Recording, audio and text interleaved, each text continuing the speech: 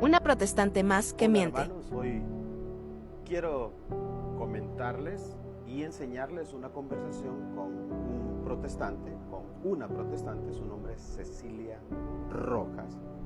Comenzamos hablando de el nombre verdadero de Dios, ese nombre que los judíos evitaban nombrarlo por el respeto y por lo que implicaba decir ese nombre. Entonces ellos, para no cometer el pecado de blasfemia, evitaban decirle un nombre y se llegó a utilizar el tetragramatón de solo las vocales, que luego se le agregaron las consonantes y el nombre quedó como Yahvé.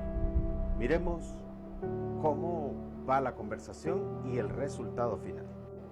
Comienzo mi comentario diciéndole que en la Biblia el nombre de Dios se refiere a una divinidad con varios nombres, entre los que se destacan el tetragramatón, que es YHWH,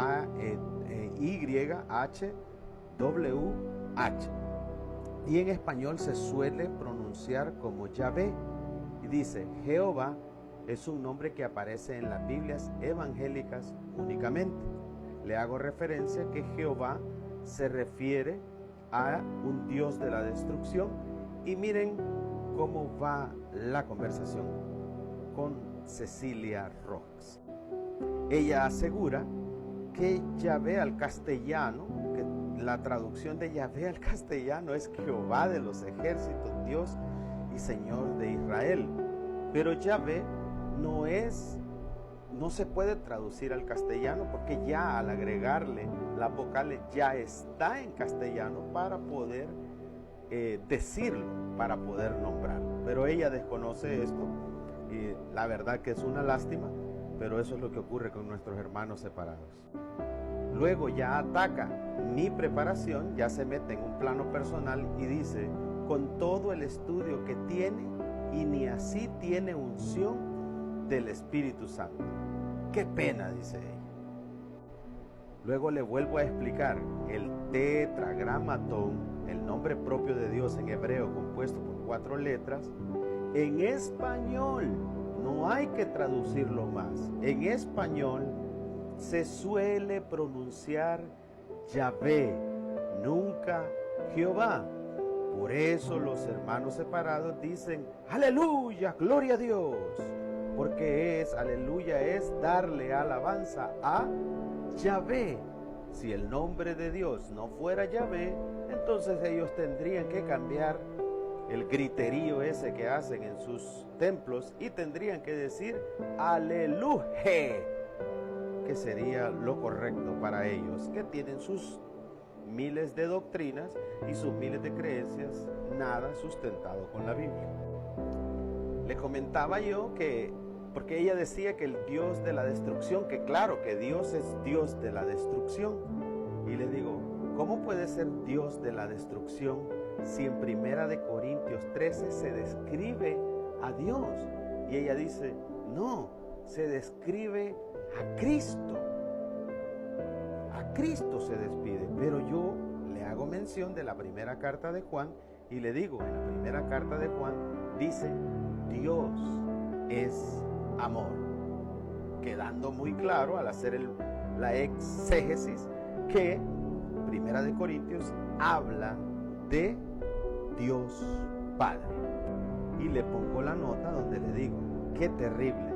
1 de Juan capítulo 4 versículo 8 dice: el que no ama no ha conocido a Dios, pues Dios es amor. ¡Wow!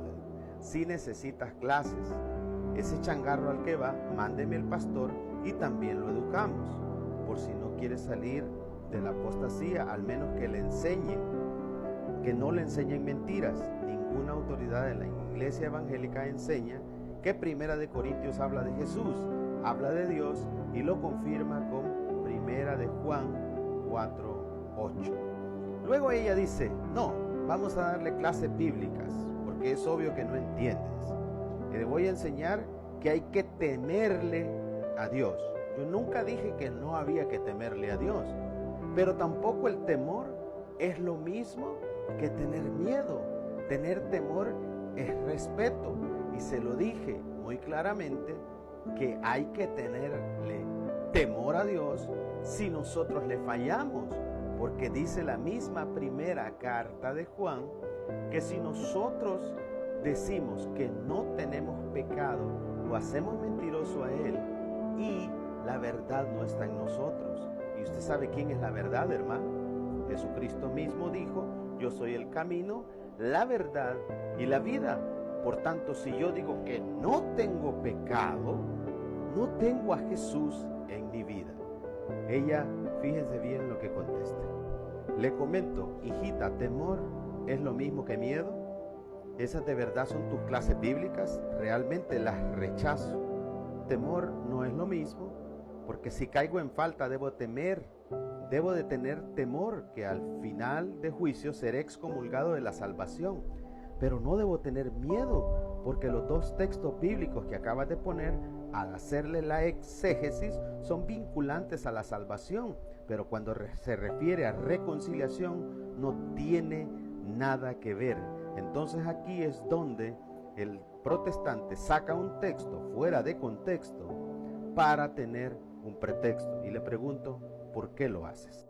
Ella insiste y me dice que en primera de Juan, capítulo 1, dice, habla como cuando se le da el evangelio de salvación y reconoce que es pecador y se arrepiente de sus pecados, luego de confesarlo. Él nos perdona porque es fiel. Cuando se dice que nos engañamos al decir que no tenemos pecado, es cuando se rechaza el evangelio de Cristo por el amor de Dios.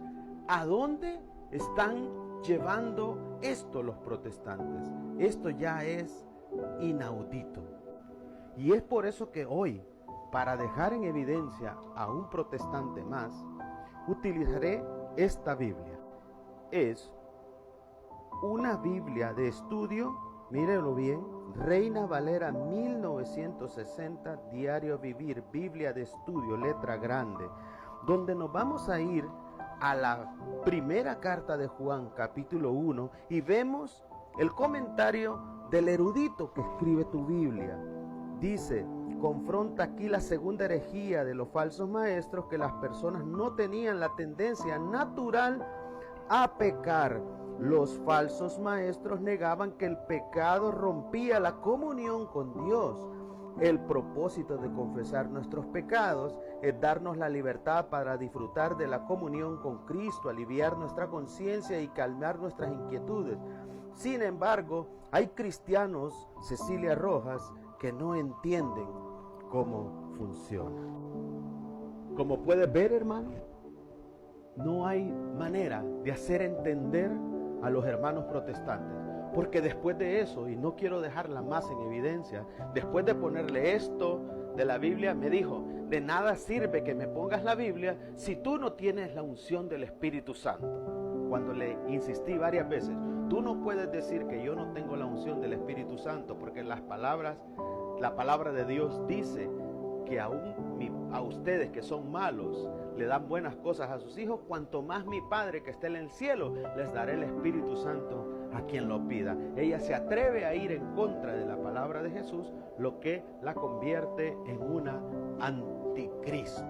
Es por eso, hermanos, que hacemos estos videos, para dejar en evidencia a los hermanos separados que se dedican a mentir, a tergiversar el evangelio y que no dicen la verdad. 500 años fueron ya suficientes.